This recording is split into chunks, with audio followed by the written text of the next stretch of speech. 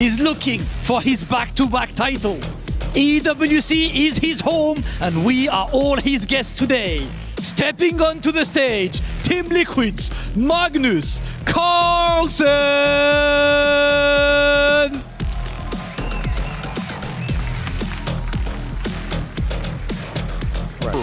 Speed, accuracy, and calculation have propelled him to stardom, and today, Nihal looks to show the world that even gods can bleed.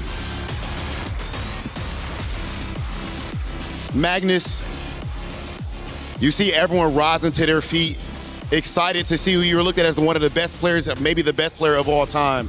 Do you feel pressure anymore in moments like this? No, I always feel excitement and pressure when I play, but yeah, the kind of the pressure that I put on myself to do well is always more important. Okay, always looking within, and so far, of course, it has worked out for the best player of all time. Of course, but taking out him, Nihal, Magnus picked you himself. Yesterday, you're stepping on that stage. How do you feel taking out that Titan? Yeah, it's going to be, of course, an extremely tough match, and yeah, I just want to give it my all and hope for the best. Let's go, Nihal. It is time to kick off that second match. Nihal, can I have you stand right there for the pre-match face-off? Rob, absolute banger. Ladies and gentlemen, it is officially about that time. Only one of these players is going to move forward. Let's go ahead and get things started. It is time for Nihal versus Magnus Carlsen! Welcome everyone to the match between Magnus Carlsen and Nihal Sarin. A handshake there between the two. It's going to be 4 games of 10+0 at the EWC 2026, the Esports World Cup happening in Paris. And this is the quarterfinals. Nihal Sarin qualified for it after beating Jan Krzysztof Duda and Wei Yi on the previous day. Meanwhile, Magnus Carlsen had a nice rest day. He is feeling a bit ill, bit sick, but he will be coming out with everything he's got against Nihal. Yesterday, Magnus did choose Nihal over Arjun Erigaisi as his opponent for the quarterfinals, which is kind of logical because Magnus does struggle a bit against Arjun, while against Nihal he has had a good score. The board is set and e4 by Magnus. Nihal plays the Sicilian. Knight f3, d6. He plays the open Sicilian. Wow, this is very interesting choice by Nihal. He plays the Sicilian Najdorf and Magnus quickly goes for h3 variation. Nihal thinks a bit and plays h6, trying to take Magnus out of theory. Now the thing is, Nihal does not really play super sharp chess. He loves positional chess. So this choice that he has made is an interesting one because it could very well be that he might be playing outside his comfort zone here. But then again, he wants to fight here against Magnus. b6. Magnus is unhappy with something there. But a4 means that Magnus no longer is going to castle on the long side. And f4 played, grabbing space in the center. Knight comes to d7. And Nihal has taken this very nice hedgehog-like structure. And queen comes up to e2, somewhere threatening the pawn push to e5. So queen comes to c7, controlling the e5 square. White castles, and Nihal finishes his development with bishop to e7. The bishop comes to d2, just connecting the rooks. And bishop b7. Black is very solid in these structures. And Magnus goes rook e1 now once again, maybe having the ideas of e5.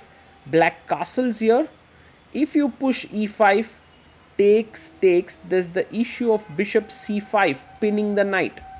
So that's the reason why Magnus goes b4. Now rook d8. Again looking here. So king goes to h1. And this move b4 is not very common. He plays bishop f8, queen f2 played to maybe look at the h4 square with the queen, or even the g3 square. Rook comes to c8, and this is not the best move because white can now push f5. It's a tricky move. f5, look at this, f5 e5, and then this amazing move knight e6 is possible. So this tactic is in the air, but Magnus goes queen g3, which actually allows a very strong move for Nihal, which is d5, e5, which is logical, and now knight to e4. And already this is a very nice position because knight e5 hangs the knight on d4. So, but Nihal goes knight h5, attacking the queen, queen h4, and the knight comes back. He does not find the d5 break, and now it is up to Magnus to find this powerful blow f5 in the position. He finds it, f5 e5, Nihal falls for it, knight e6, a beautiful move by Magnus. Now first of all there's a fork, so you must take it, take, and now this knight is kind of trapped. If you go here, then bishop takes h6 is a blow. There's also rook f6 coming up, and white is winning. Rook can swing over and so on. So that's the reason why Nihal goes bishop e7, and now Magnus takes on d7. There was even stronger move, bishop takes h6 with the idea of bishop g7. But okay, takes, and now queen g3 comes back, king h8, the knight jumps to d5. White is already having a decisive edge in the position. Takes, pawn takes e4 played by Nihal, and Magnus now takes with the bishop. In fact, a very strong move was knight, rook takes, knight takes, and queen g6 with the idea of bishop e4 and a mate. But he goes bishop e4, takes, rook f8, they trade, and now rook to e6 played with a very dominating position here for Magnus Carlsen. Nihal trying to hang in there with rook to f7. There could potentially be sacrifices here on h6. White is a pawn up, queen g6 played to attack the rook on f7. The bishop drops back to f8, a5, takes, and king g8, the king comes up to h2. He jumps with the queen to b5, and now queen e4, defending the pawn on e4, also preparing c4. The rook comes to c7, stopping this idea of pawn to c4, and Magnus Carlsen has a very big advantage here. Always the question is whether it's easy to finish the game or not. Rook e8, he's offering a trade of queens, and Magnus says, sorry, I don't want to trade queens. Rook f7, rook to c8, queen f1 played, and now rook to c7. The queen comes to trade itself, takes, and I guess the only problem is if you take here, then the king comes up fast, but even this should be winning after g4, king here, and bishop f4, but instead he goes king g3. Why to hurry when the trade will anyway happen? Bishop e7, h4, king f8, queen check, queen e8, and now trades. h5 played, fixing the structure on dark squares. This is typical Magnus. King g4, bishop d8, king f5, and slowly and steadily Magnus making all the inroads here in the position. He has 56 seconds, Nihal has 28 seconds, and bishop h4.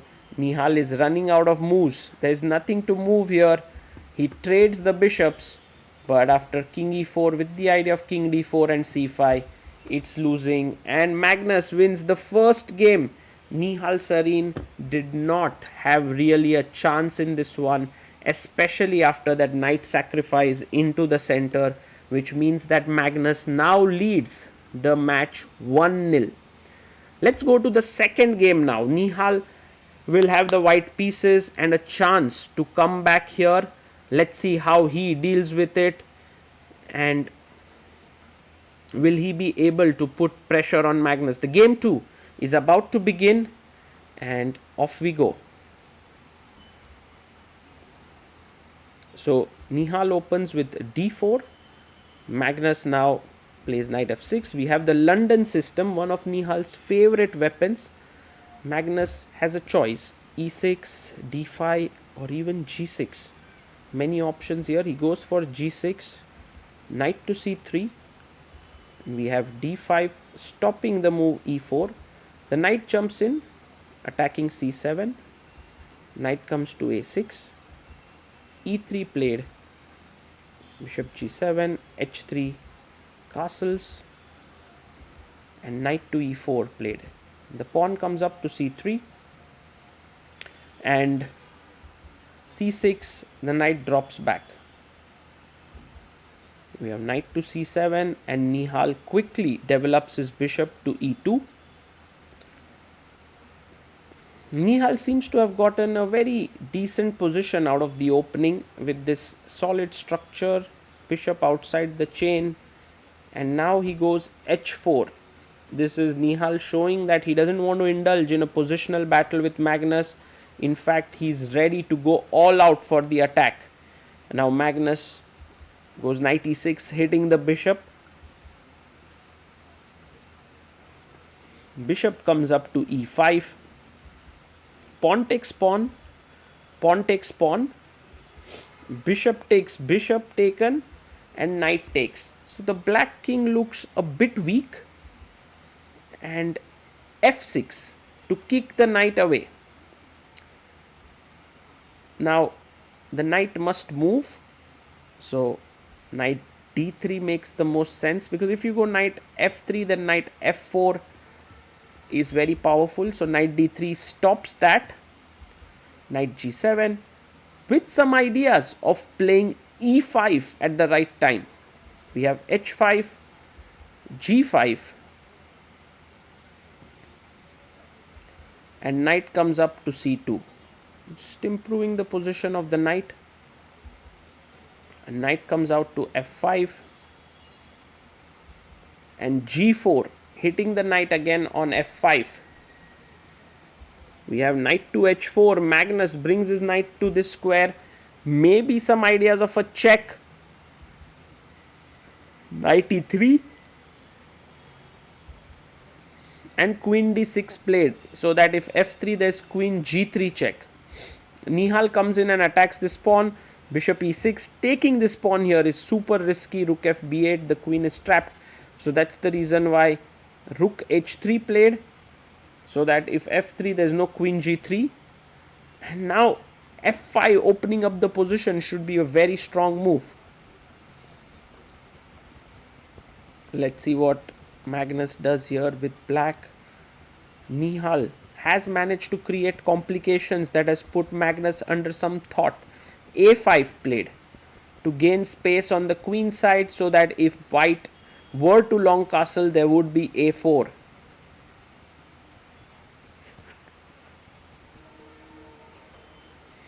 Nihal Sarin now thinking whether he should continue his play on the king side or block the a pawn with a4 on his own. He plays pawn to a4. Rook b8 played. And now long castle seems to be one way to go, but once you've played a4, you don't really want to long castle. So f3 played, and now knight g3. That's the only move, I guess.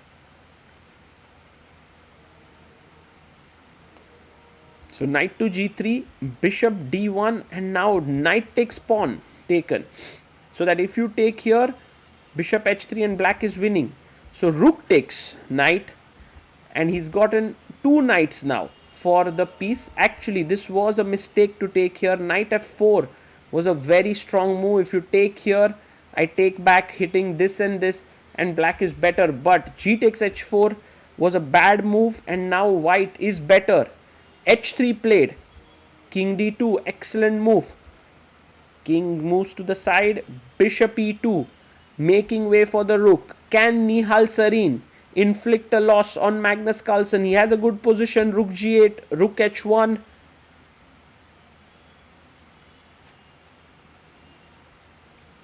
And rook comes in to g3. We can attack the knight, the rook here with knight f1. But rook g7 back. Well, knight f1 seems like a fair idea, but he goes queen a3. He's trying to trade the queens, and maybe it's not needed. For example, something like knight c5 or knight f1 would have given white excellent chances to play for a win, but a queen a3 takes, spoils the structure, and after rook g8, black has a clear plan.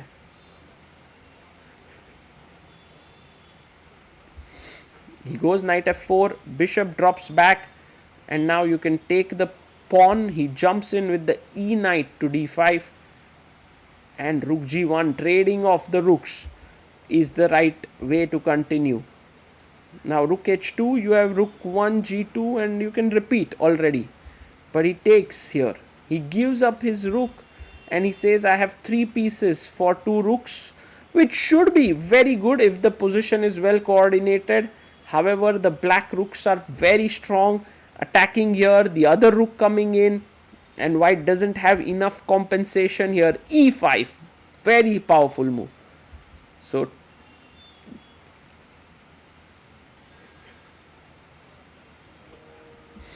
rook comes in to g2 now, pinning the bishop, threatening rook a2 check.